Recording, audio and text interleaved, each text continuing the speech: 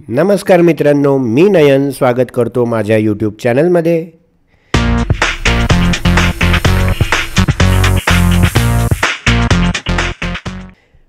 मित्रांनो, आपल्या 2024-25च्या संच मान्यतेचं प्रोसेस सगळ्या सुरू झाल्या आहेत। त्याबद्दलचा हा व्हिडिओ। संच मान्यतेसाठी आपल्याला विद्यार्थी फॉरवर्ड करावे लागतात आणि तसंच आपला स्टाफही फॉरवर्ड करावा लागतो, तुम्हाला तर माहिती असेलच। त्यापैकी विद्यार्थी फॉरवर्ड कसे करावे त्याबद्दलचा हा व्हिडिओ। संच मान्यता हे राज्य शासनाच्या सरल पोर्टलवर अवेलेबल आहे, हे UDASवर नाही। सध्या तरी आपल्याला सरल पोर्टलवरूनच आपल्या संच मान्यतांबद्दल सगळी कार्यवाही करायची आहे। चला सुरू करूयात आजच्या व्हिडिओला।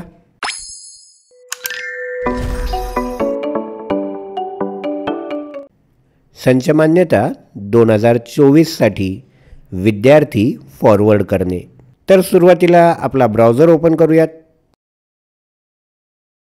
ॲड्रेस बारवर आपल्याला सरलच्या स्टुडंट पोर्टलची साईट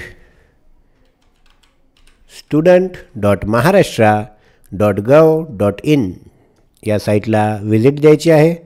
एंटर की हिट करूयात। अशा पद्धतीने आपल्याला सरल पोर्टलची ही साईट ओपन झालेली आहे। याच्यावर दाखवत आहेत की 24-25 या शैक्षणिक वर्षासाठी विद्यार्थ्यांची संच मान्यता प्रमाणित करण्याची सुविधा हेडमास्टर लॉग इनवर उपलब्ध करून देण्यात आली आहे। याला थोडं खाली स्क्रोल करूयात आणि क्लोज या बटनावर क्लिक करूयात। लक्षात घ्या, इथे आपल्याला दुसरा जो मुद्दा आहे, यांनी सांगितलं आहे की स्टुडंट लॉग इनवर जे 30/9/24 सप्टेंबर रोजी जे विद्यार्थी या पोर्टलवर होते त्यांनाच आपण ग्राह्य धरणार आहोत। त्यामुळे आज आपण काही विद्यार्थी घेऊ, उद्या फॉरवर्ड करू असा कसलाही विचार न करता सरळ आपल्याकडे जे काय विद्यार्थी असतील ते आपण आता फॉरवर्ड केले तरी हरकत नाही, कारण 30 सप्टेंबरचा जो डाटा आहे विद्यार्थ्यांचा तोच फायनल करणार आहेत। इथे क्लोज करूयात। आपला UDAS कोड आणि सरलचा पासवर्ड एंटर करून कॅप्चा कोड फिल करूयात। हा कॅप्चा कोड नेहमी कॅपिटल असतो आणि लॉग इन या बटनावर एक क्लिक करायचे आहे। तर अशा पद्धतीने आपलं सरल पोर्टलचं डॅशबोर्ड ओपन झाला आहे, जिथं UDAS नंबर आपला दिसतोय, रोलमध्ये हेडमास्टर येतं आहे, आपल्या शाळेचं नाव येतं आहे आणि प्रिन्सिपलचं नाव वगैरे ही सगळी आपली स्कूल डिटेल्स इथे पाहायला मिळत आहेत। इथे एक टॅब आहे संच मान्यता। या संच मान्यताच्या टॅबवर गेल्यावर त्याचे सब मेनूज आपल्याला खाली पाहायला ड्रॉपडाऊनमधून मिळतात। त्यापैकी फॉरवर्ड संच मान्यता इयत्ता 1ली ते 12वी साठी यावर क्लिक करूयात। स्टुडंट कॅटलॉग डिटेल्स फॉर संच मान्यता यातून ॲकॅडमिक इयर निवडायचं आहे 2024-25 आणि गो या बटनावर क्लिक करायचं आहे। गोवर क्लिक केल्यानंतर आपल्याला आपलं सगळं इथे हे पाहायला मिळेल, ज्यामध्ये आपली मॅनेजमेंट काय आहे ती पाहायला मिळेल। तसंच ॲकॅडमिक इयर मिळतं आहे, रेफरन्स डेट 30 सप्टेंबर 2024 आहे। जे कोणी क्लस्टरचं काम पाहतात त्यांचं नाव, त्यांचा कॉन्टॅक्ट नंबर आणि आपल्या BEO अर्थात माननीय गटशिक्षणाधिकारी त्यांचं नाव, त्यांचा मोबाईल नंबर इथं पाहायला मिळतो। सोबतच आपल्याकडे जेवढे वर्ग आहेत ते वर्ग, त्यांच्या डिव्हिजन्स, त्यांचे मीडियम आणि त्यांचे जे एड आहेत, जे अनुदानाचा प्रकार आहे ते इथे पाहायला मिळतं। त्या तुकडीमधली मुलींची संख्या, मुलांची संख्या आणि एकूण विद्यार्थी असं सगळं इथे पाहायला मिळत आहे। जर आपली शाळा अनुदानित असेल तर इथे एडेड असणं गरजेचं आहे।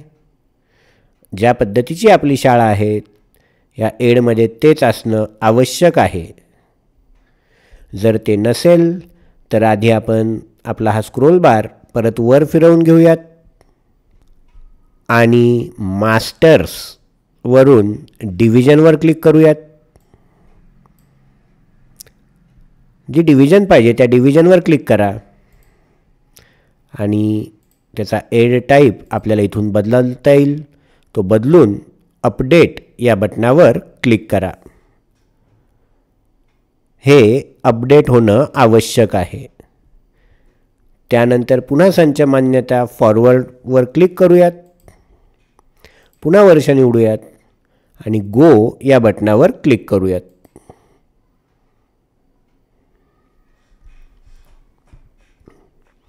ही सगळी माहिती बरोबर आहे याची खात्री झाल्यानंतर फॉरवर्ड फॉर संच मान्यता या बटनावर एक क्लिक करूयात.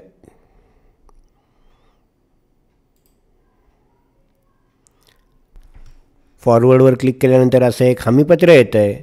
त्या हमीपत्रावर लिहिलेलं आहे की मला काही ऑब्जेक्शन राहणार नाही, मी जे काय माहिती पाहिली आहे ती सगळी बरोबर आहे आणि कन्फर्म या बटनावर एक क्लिक करायची आहे. यावर क्लिक करून पुन्हा ते विचारते आहे do you want to forward counts for संच मान्यता. याला ओकेवर क्लिक करायची आहे.